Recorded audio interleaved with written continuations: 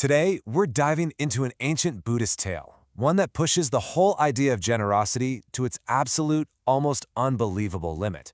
And it all kicks off with a really strange question. So why would a student wish to die before their master? I mean, it seems to go against everything, right? It just doesn't make logical sense. But as we're about to find out, there's a really deep emotional truth behind it, a truth that stretches across lifetimes. Okay, so picture this. We're back in the time of the Buddha. He's teaching, and his two top disciples, Sariputta and Maudgalyana. I mean, these are his chief guys, the most respected of all. They come up to him, and you think they're about to ask a deep question about doctrine. But no, they're asking for permission to die.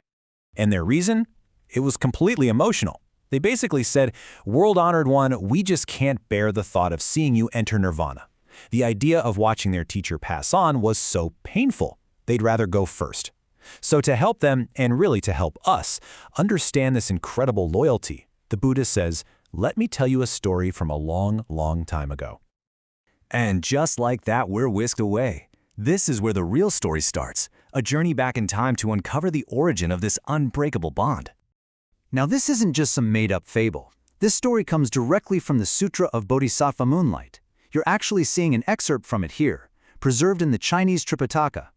This is a foundational text, a really important story about what it takes to walk the path to enlightenment. So the Buddha story takes us to a past age, to this incredible city called Kingishizhou, and it was ruled by a king named Moonlight. Even his name gives you a sense of who he was, right? Gentle, illuminating, just a good ruler. And his kingdom, wow, it was basically a paradise on earth. Seriously, just try to imagine it. The streets smelled like sandalwood, the buildings were covered in jewels, and the air was just filled with the songs of parrots and cuckoos. It was this perfect realm of peace and wealth, a world that sounds almost too good to be true. But for all its riches, the kingdom's greatest treasure wasn't the gold or the jewels. Nope, it was the king himself. His defining quality was his generosity, a generosity so huge, so boundless, it was almost legendary. And this wasn't just some abstract idea, he put it into practice. At the four gates of the city, he literally piled up treasures, gold, silver, food, medicine, you name it, and gave it all away. The only rule was, if you needed something, all you had to do was ask. He gave and gave until he had completely wiped out poverty in his land. But as we'll see, even that wouldn't be his most profound gift. But then, things take a dark turn. The peace of this perfect kingdom starts to crack. The king's ministers begin having these horrible dreams, nightmares of his crown turning to smoke, of his body being torn apart. You just get this feeling that something is very, very wrong. And we soon find out where this darkness is coming from. It's a Brahmin, a religious scholar, and his name is, wait for it, Evil Eye. Yeah, not subtle.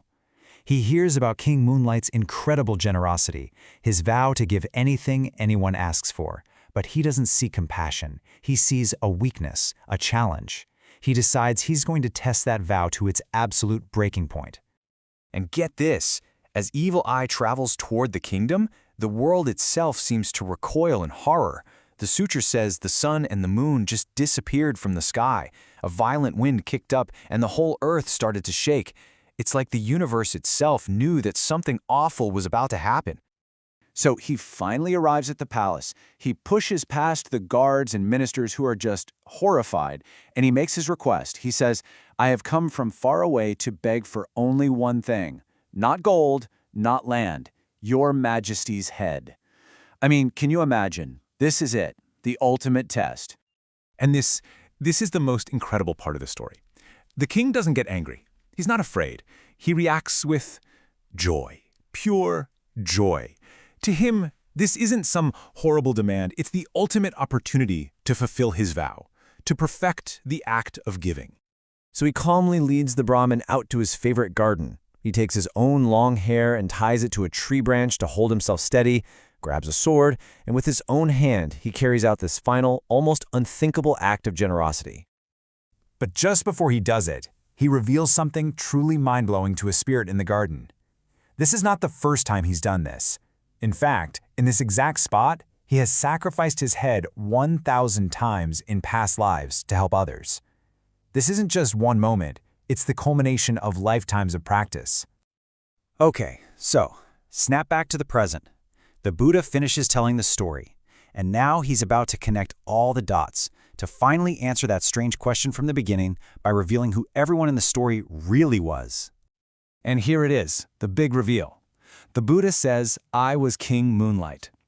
And those two loyal ministers, the ones who were so heartbroken by his death, they were Sariputta and Maudgalyana in a past life.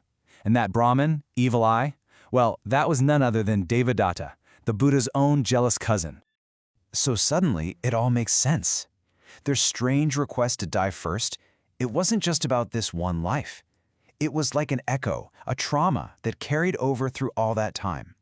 Their devotion was so deep that, having seen their beloved king sacrifice himself once before, the thought of watching it happen again with their teacher, it was just too much to bear. What this whole story is really about is a core concept in Buddhism called dana paramita. It's known as the perfection of giving.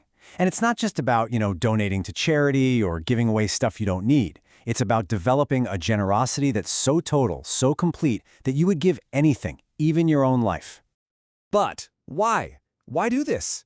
King Moonlight is very clear about it. He says, "I'm not doing this for some reward. I don't want to be reborn as a god or a king."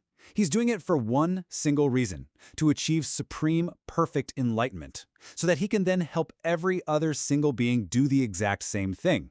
It's a sacrifice that is 100% for the sake of others. And so that really leaves us with a huge question to think about, doesn't it? The story of King Moonlight, it just pushes the idea of generosity to a place that is, well, it's hard for most of us to even wrap our heads around. It forces us to ask ourselves, what is the true limit of generosity? It makes you think not just about what you're willing to give, but why, and what the real point of it all is.